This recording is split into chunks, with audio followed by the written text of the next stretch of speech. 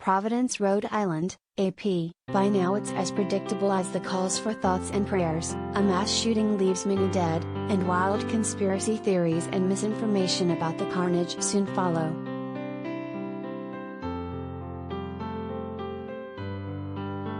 It happened after Sandy Hook, after Parkland, after the Orlando nightclub shooting, and after the deadly rampage earlier this month at a Buffalo grocery store. Within hours of Tuesday's school shooting in Uvalde, Texas, another rash began as internet users spread baseless claims about the man named as the gunman and his possible motives.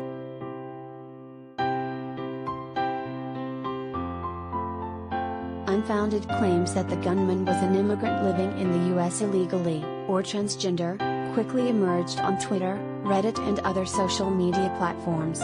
They were accompanied by familiar conspiracy theories suggesting the entire shooting was somehow staged.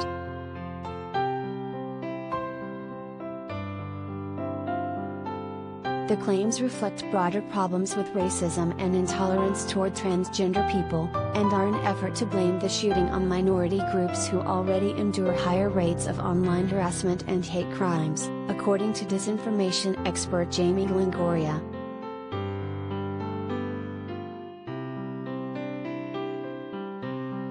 It's a tactic that serves two purposes: it avoids real conversations about the issue of gun violence, and it gives people who don't want to face reality a patsy. It gives them someone to blame, said Longoria, director of research at the Disinfo Defense League, a nonprofit that works to fight racist misinformation.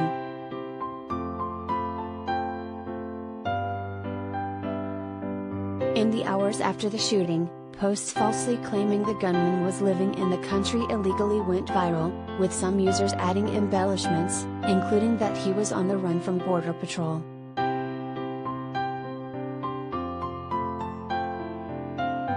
He was an illegal alien wanted for murder from El Salvador, read one tweet liked and retweeted hundreds of times. This is blood on Biden's hands and should have never happened.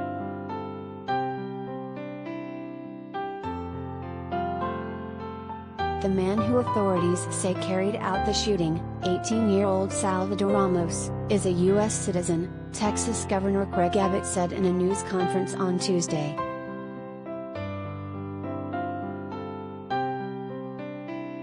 Other social media users seized on images of innocent internet users to falsely identify them as the gunman and claim he was transgender. On the online message board 4chan, users liberally shared the photos and discussed a plan to label the gunman as transgender, without any evidence to back it up.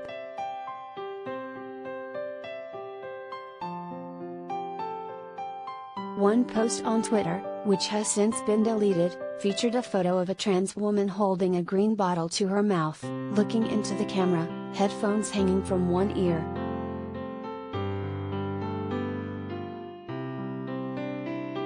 Breaking news: the identity of the shooter has been revealed, claimed the user, saying the shooter was a femboy with a channel on YouTube.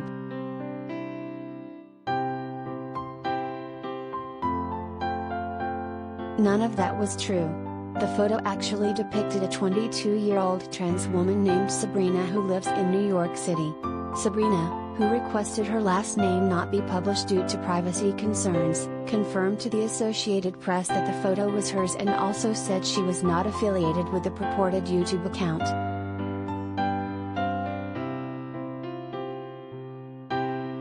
Sabrina said she received harassing responses on social media, particularly messages claiming that she was the shooter. She responded to a number of posts spreading the image with a misidentification, asking for the posts to be deleted.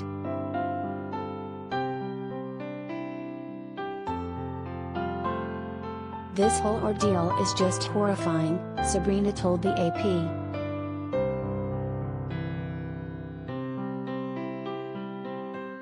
Another photo that circulated widely showed a transgender woman with a Coca-Cola sweatshirt and a black skirt.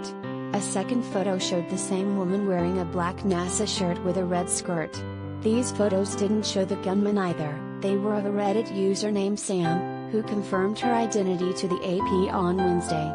The AP is not using Sam's last name to protect her privacy.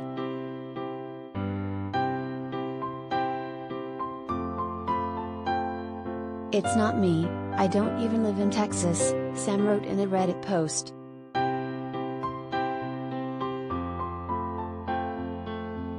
Authorities have released no information on the gunman's sexuality or gender identification.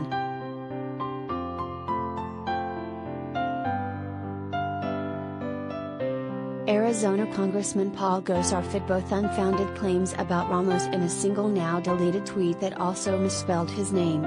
"It's a transsexual leftist illegal alien named Salvatore Ramos," Gosar tweeted Tuesday night.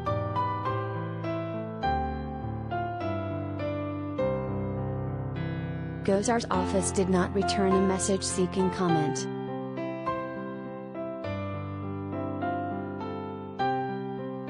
In some cases, misinformation about mass shootings or other events are spread by well-intentioned social media users trying to be helpful.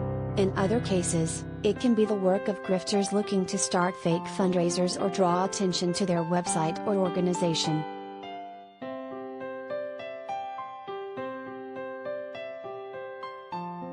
Then there are the trolls who seemingly do it for fun.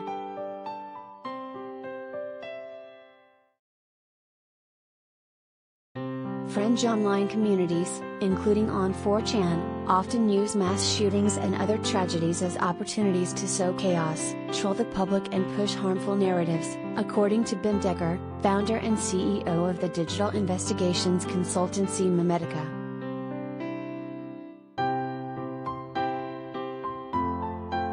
It is very intentional and deliberate for them in celebrating these types of incidents to also influence what the mainstream conversations actually are, Decker said. There's a nihilistic desire to prove oneself in these types of communities by successfully trolling the public. So if you are able to spearhead a campaign that leads to an outcome like this, you're gaining increased sort of in-group credibility.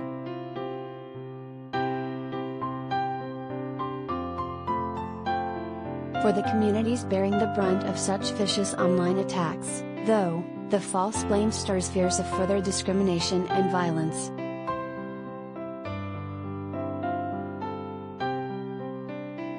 Something as seemingly innocuous as a transphobic comment on social media can spark an act of violence against a transgender person, said Jaden Janik, a PhD candidate at the University of Texas and a junior fellow at the Center for Applied Transgender Studies.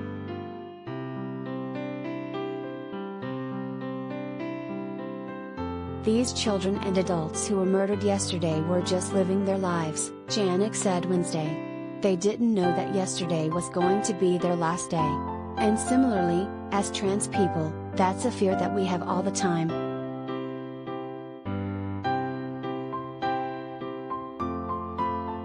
_